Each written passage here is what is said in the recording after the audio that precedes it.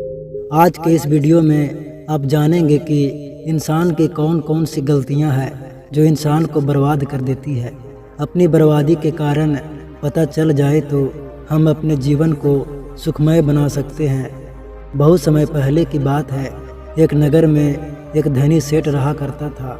सेठ के पास सभी प्रकार की सुख सुविधाएं थी, लेकिन उसके कोई संतान नहीं थे। संतान के दुख में वो हमेशा चिंतित रहता था। फिर एक दिन उसे पता चलता है कि उसकी पत्नी गर्भवती है और उसने अपनी पत्नी का खूब ख्याल रखा।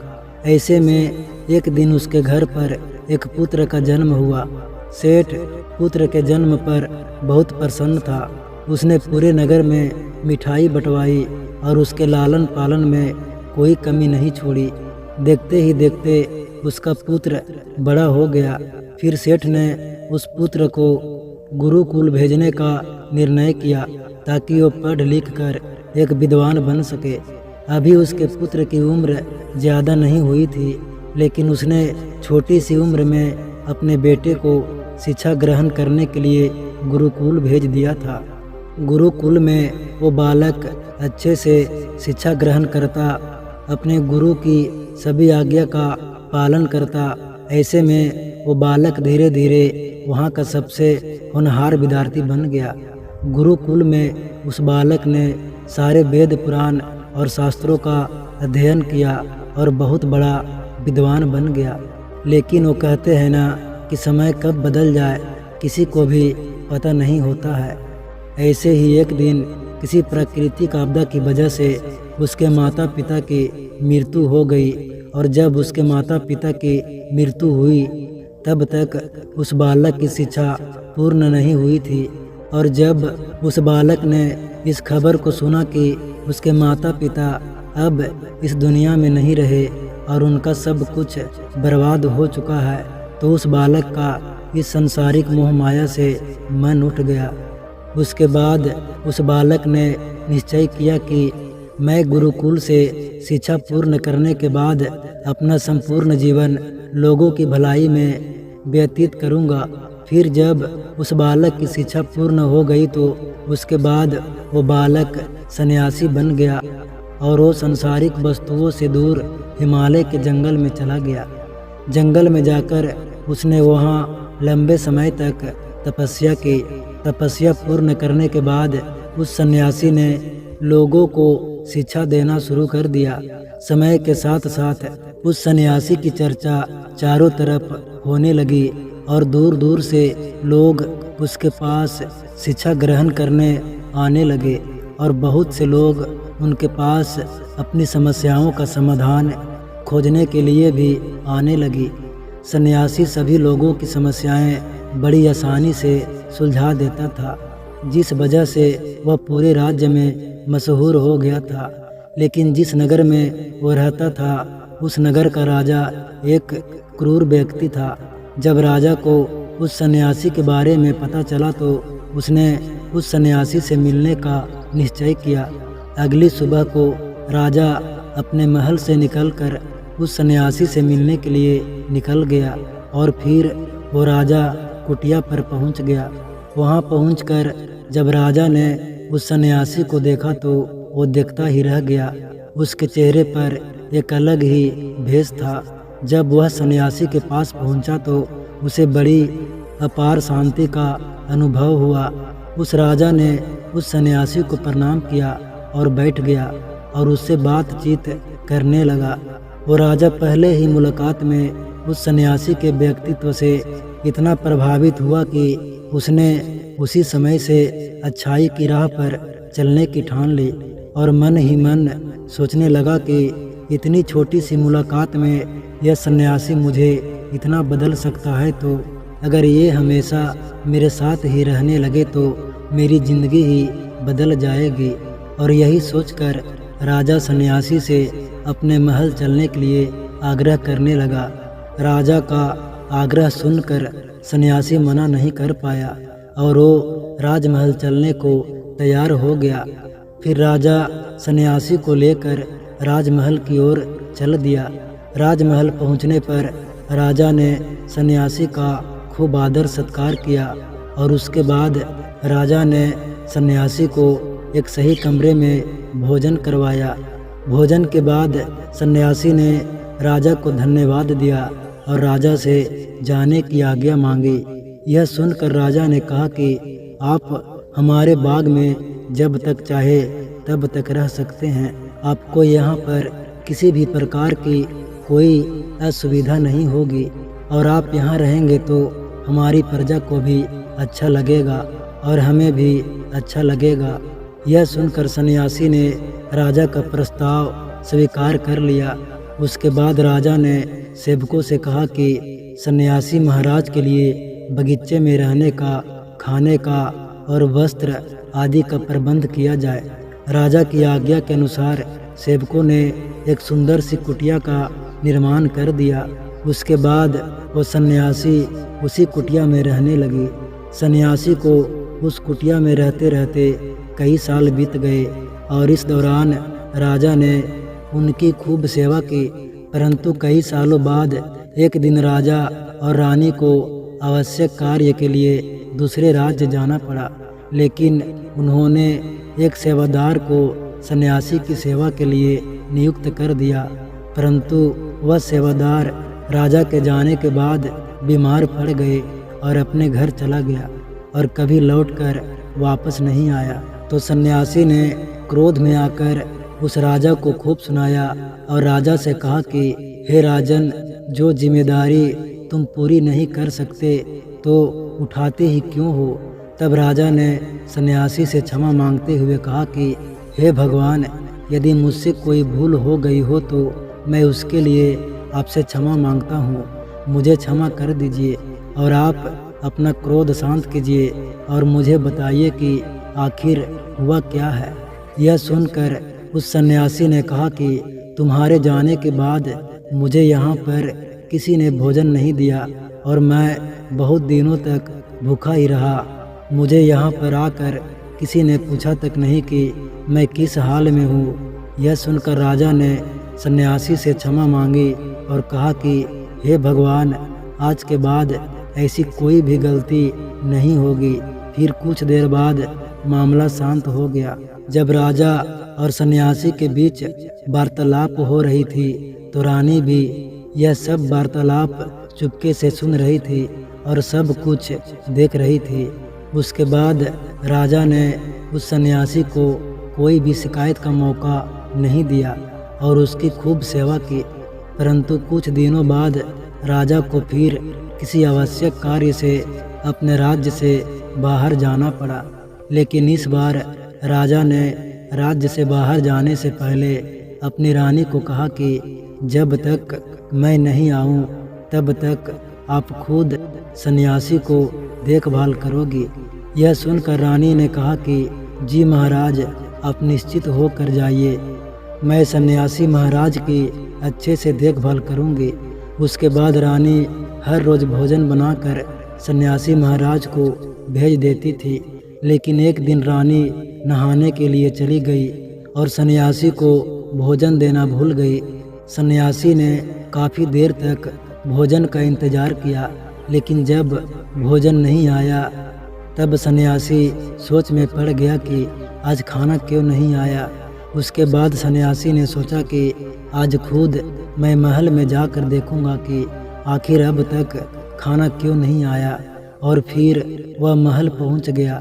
जब सन्यासी महल के अंदर पहुंचा तो वहां उसकी नज़र रानी पर पड़ी। रानी के लंबे लंबे काले केस जो कि उसकी कमर पर लहरा रही थी, उसकी कजरारी आंखें जो देखने मात्र से ही घायल कर दे, उसकी हिरनी जैसी चाल। रानी के इतने सुंदर रूप को देखकर सन्यासी चकित हो गया और रानी की सुंदरता सन्यासी के मन में घर कर गई और सन्यासी वहां से बिना कुछ कहे ही अपनी कुटिया में लौट गया। सन्यासी रानी के रूप की सुंदरता को भुला ना सका और वह खाना पीना छोड़कर अपनी कुटिया में पड़ा रहा। उसने कई दिनों तक कुछ भी नहीं खाया, जिस वजह से सन्यासी बहुत कमज़ोर हो गया। फिर कुछ समय बाद राजा वापस लौटे और जब उसे सन्यासी की हालत का पता चला तो वो सीधे सन्यासी के पास पहुंच गए और बोले कि हे भगवान, क्या बात है, आपको क्या हो गया है, आप इतने कमज़ोर कैसे हो गए, क्या चिंता है और आप किस गहरी सोच में डूबे हो, क्या मुझसे कोई भूल हो गई है। तब सन्यासी ने कहा कि नहीं राजन, आपसे कोई भूल नहीं हुई है। यह सुनकर राजा ने कहा तो फिर क्या बात है, आप मुझे बताइए, मैं आपकी परेशानी ज़रूर दूर करूँगा। यह सुनकर सन्यासी ने राजा से कहा कि हे राजन, मैं आपकी रानी की अद्भुत सुंदरता को देखकर उनकी सुंदरता के फेर में पड़ गया हूँ और अब मैं रानी के बिना जिंदा भी नहीं रह सकता। यह सुनकर राजा हैरान हो गया और कुछ देर सोचने के बाद राजा ने उस सन्यासी से कहा, मैं आपको रानी दे दूंगा। यह सुनकर सन्यासी बहुत प्रसन्न हुआ। फिर राजा सन्यासी को लेकर महल चले गए और जब राजा और सन्यासी महल पहुँचे तो उस दिन रानी ने अपने सबसे सुंदर वस्त्र और गहने पहने हुए थे। फिर राजा रानी के पास पहुँचे और राजा ने रानी से कहा कि हमें सन्यासी की मदद करनी चाहिए। यह सन्यासी बहुत कमज़ोर पड़ गए हैं और मैं नहीं चाहता कि किसी ज्ञानी पुरुष की हत्या का कलंक मेरे सर पर लगे। उसके बाद राजा ने रानी से पूछा कि क्या आप यह पाप अपने सर पर लेना चाहती है। राजा की यह बात सुनकर रानी ने राजा से पूछा कि आखिर इन सन्यासी के इस दुख का कारण क्या है। तो राजा ने रानी से कहा कि सन्यासी आपकी अद्भुत सुंदरता के दीवाने हो गए हैं। राजा की यह बात सुनकर रानी ने कहा कि राजन, आप चिंता मत करिए, अब आप सब कुछ मेरे ऊपर छोड़ दीजिए। मुझे पता है कि मुझे अब क्या करना है। उससे आपके ऊपर ना तो सन्यासी की हत्या का पाप लगेगा और ना ही उससे मेरे पवित्र धर्म का नाश होगा। रानी की यह बात सुनकर राजा ने रानी को सन्यासी को सौंप दिया। उसके बाद सन्यासी रानी को लेकर कुटिया पर पहुँचे। जब रानी सन्यासी की कुटिया पर पहुँची तो रानी ने सन्यासी से कहा कि हमें रहने के लिए घर चाहिए, हम इस झोपड़ी में नहीं रह सकते। यह सुनकर सन्यासी राजा के पास गया और राजा से जाकर बोला कि हे राजन, हमें रहने के लिए घर चाहिए। सन्यासी की बात सुनकर राजा ने उनके लिए घर का प्रबंध कर दिया। फिर सन्यासी रानी को लेकर घर पहुंचा। जब रानी सन्यासी के साथ उस घर पर पहुंची तो रानी ने सन्यासी से कहा कि यह घर तो बहुत गंदा है और इसकी हालत बहुत ख़राब है, मैं इस घर में नहीं रह सकती। यह सुनकर सन्यासी फिर से राजा के पास गया और राजा के पास जाकर बोला कि हे राजन, जो आपने हमें घर दिया है उस घर की हालत बहुत ख़राब है। सन्यासी की बात सुनकर राजा ने उस घर की हालत ठीक करवा दी। उसके बाद फिर रानी घर के अंदर गई और नहा धोकर बिस्तर पर सो गई और साथ में सन्यासी भी बिस्तर पर सो गया। फिर उसके बाद रानी ने सन्यासी से कहा कि आपको पता है कि आप कौन हैं और आप क्या बन गए हैं। आप एक महान सन्यासी थे जिसके लिए राजा भी खुद सारी ज़रूरत की वस्तुएं उपलब्ध कराते थे, जिसके पास लोग दूर दूर से ज्ञान ग्रहण करने आते थे, जो लोगों को सत्य की राह दिखाया करते थे, जो लोगों की समस्याओं का समाधान करते थे, जिनको सभी लोग एक गुरु मानते थे, जिनकी सब भगवान के रूप में पूजा किया करते थे। और आज आप वासना के कारण मेरे गुलाम हो गए हैं। रानी की यह बात सुनकर उस सन्यासी को एक झटका लगा और उसे महसूस हुआ कि मैं तो एक सन्यासी हूँ और मैं ये सब क्या कर रहा हूँ। मैं तो यह सारी सुख सुविधाओं को छोड़कर शांति की तलाश में जंगलों में चला गया था। ये बातें सोचकर ज़ोर ज़ोर से रोने लगा और चिल्लाने लगा और रानी से कहने लगा कि मुझे क्षमा कीजिए महारानी, मैं ये क्या करने जा रहा था। मैं अभी आपको राजा को सौंप कर आता हूँ। सन्यासी की बात सुनकर रानी ने सन्यासी से प्रश्न किया कि महाराज, मेरे मन में एक प्रश्न उठ रहा है, कृपया मेरे प्रश्न का उत्तर दीजिए। रानी की बात सुनकर सन्यासी ने कहा कि पूछो, तुम्हारा क्या प्रश्न है। फिर रानी ने कहा कि जब आपको उस दिन भोजन नहीं मिला तो आप बहुत क्रोधित हो गए।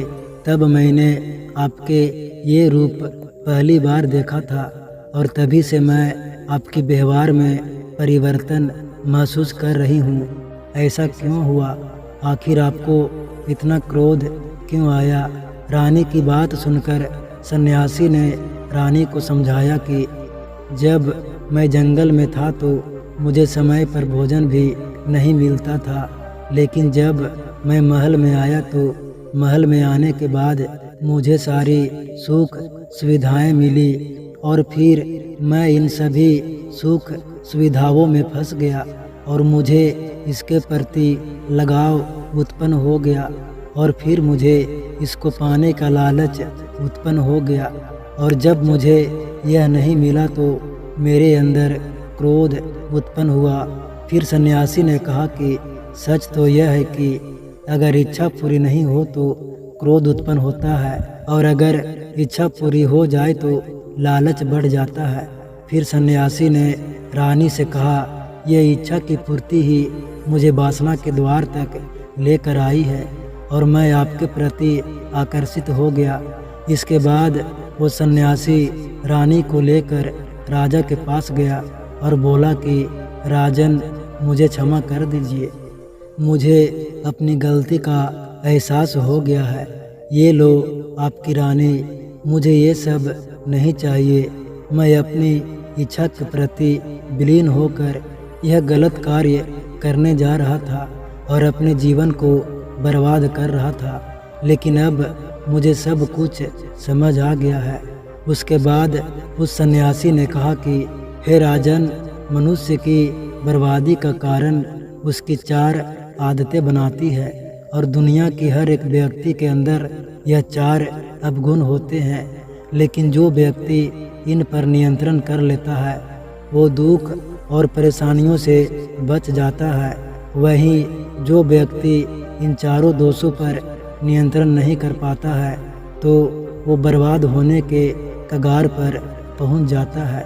यह सुनकर राजा ने कहा कि महाराज, आप मुझे वो 4 आदतें बताइए जिससे कि मनुष्य की बर्बादी हो जाती है। फिर सन्यासी ने राजा को मनुष्य को बर्बाद करने वाली आदतों के बारे में बताया कि हे राजन, मनुष्य को बर्बाद करने वाली पहली आदत है इच्छा, क्योंकि इच्छा ही दुनिया की हर एक व्यक्ति के अंदर सबसे पहला अवगुण होता है और जो व्यक्ति अपनी इच्छाओं को नियंत्रण में नहीं रख पाता है वो जीवन के किसी भी क्षेत्र में सफल नहीं हो पाता है, क्योंकि जैसे ही उसकी एक इच्छा पूरी होती है वो दूसरी की ओर बढ़ाने लगता है और दूसरी पूरी होती है तो तीसरी इच्छा उसके मन में जागृत हो जाती है और फिर ऐसे करते करते इच्छाओं पर नियंत्रण न होने के कारण इसी जाल में उलझा रहता है और दुखी रहता है। इसलिए राजन, जब हम इच्छाओं पर नियंत्रण कर लेते हैं तो हम अपने मन पर भी नियंत्रण कर लेते हैं और जब हमारा मन हमारे बस में होता है तो हमें सुख ही सुख प्राप्ति होती है। फिर जो हम चाहते हैं वही हमारे साथ होता है। फिर सन्यासी कहता है कि हे राजन, मनुष्य को बर्बाद करने वाली दूसरी आदत है वासना। वासना का जन्म हमारे मन में उठने वाली इच्छाओं से होता है।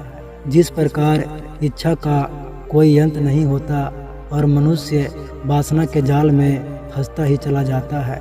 वासना के वशीभूत होकर मनुष्य को कुछ भी नज़र नहीं आता है। आज तक जितनी भी लड़ाइयाँ हुई है उनका सबसे बड़ा कारण स्त्री को पाने की इच्छा ही रही है। स्त्री के प्रेम में वशीभूत होकर राजा महाराजा ने आज से पहले बहुत सारे युद्ध किए हैं। रावण ने संसार का सबसे बुद्धिमान व्यक्ति था, लेकिन उसने भी माता सीता की सुंदरता के फेर में आकर अपना सब कुछ बर्बाद कर लिया। उसकी मृत्यु का कारण एक स्त्री ही बनी थी। पहले के राजा महाराजा तो युद्ध में इसलिए हार गए क्योंकि वो लोग स्त्रियों से रासलीला रचने में ही रह गए। ईश्वर ने तो स्त्री की उत्पत्ति इस संसार को बढ़ाने के लिए की है, लेकिन आजकल लोगों ने इसे अपनी वासना का शिकार बना लिया है, अपने मनोरंजन का साधन समझने लगे हैं। और जब उन्हें अपना यह मनोरंजन नहीं मिलता तो वो पागल हो जाते हैं और न जाने क्या क्या कर बैठते हैं। इसलिए हे राजन, जितना हो सके उतना वासना से दूर रहना चाहिए। फिर सन्यासी कहता है कि हे राजन, मनुष्य को बर्बाद करने वाली तीसरी आदत है क्रोध, क्योंकि जब मनुष्य की वासना की पूर्ति नहीं होती है तो उसके अंदर क्रोध उत्पन्न हो जाता है, और जब व्यक्ति को क्रोध आता है तो उस पर उसका नियंत्रण नहीं होता है और फिर वो क्रोध में आकर गलत निर्णय ले लेता है। वो दूसरों को भला बुरा कह देता है, गालियाँ निकाल देता है, और जब उनका क्रोध शांत होता है तो उन्हें अपनी गलती का एहसास हो जाता है, लेकिन तब तक तो सब कुछ बर्बाद हो चुका होता है। क्रोध के कारण मनुष्य के बने बनाए काम भी बिगड़ जाते हैं। जब मनुष्य के भीतर क्रोध उत्पन्न होता है तो वो अंदर से बहुत कमज़ोर हो जाता है, और एक कमज़ोर मनुष्य कुछ भी नहीं कर सकता है, उसे कभी भी सफलता हासिल नहीं हो सकती है। क्रोध हमारे भीतर तनाव को उत्पन्न करता है, और अगर एक बार हम तनाव में चले गए तो हमारा पूरा जीवन बर्बाद हो जाता है। फिर सन्यासी कहता है कि हे राजन, मनुष्य को बर्बाद करने वाली चौथी आदत है लालच। हे राजन, लालच का फल हमेशा बुरा होता है। लालच में पड़कर हम बहुत से लोगों का बुरा कर देते हैं। हर मनुष्य के जीवन में कभी न कभी ऐसे वक्त अवश्य आते हैं जब वह लालच कर बैठता है, और अधिक पाने की लालसा में वह कुछ ऐसा कर बैठता है जिससे जो उसके पास था वो उसे भी गवा देता है। क्योंकि जैसे ही व्यक्ति की एक इच्छा पूरी होती है उसका लालच बढ़ जाता है, और उसके मन में और ज़्यादा लालच जन्म लेने लगती है। जो व्यक्ति लालच करता है वह कामयाबी से कोसों दूर रहता है, क्योंकि एक ना एक दिन लालच का दुश्मन सामने आता ही है। अगर हम समय रहते ही लालच को त्याग दे और उसकी फेर में ना पड़े तो हम एक सफल व्यक्ति अवश्य बन सकते हैं। फिर अंत में सन्यासी राजा से कहता है कि हे राजन, अगर मनुष्य चारों आदतों को छोड़ देता है तो उसे जीवन में सफल होने से कोई नहीं रोक सकता। जो इन आदतों को नहीं छोड़ता है उसे जीवन में बर्बाद होने से कोई रोक नहीं सकता। जब मैं एक सन्यासी होकर इसका फेर में पड़ गया था तो सामान्य मनुष्य तो इससे बच नहीं सकता। इसलिए हे राजन, मनुष्य को इन आदतों से हमेशा बचना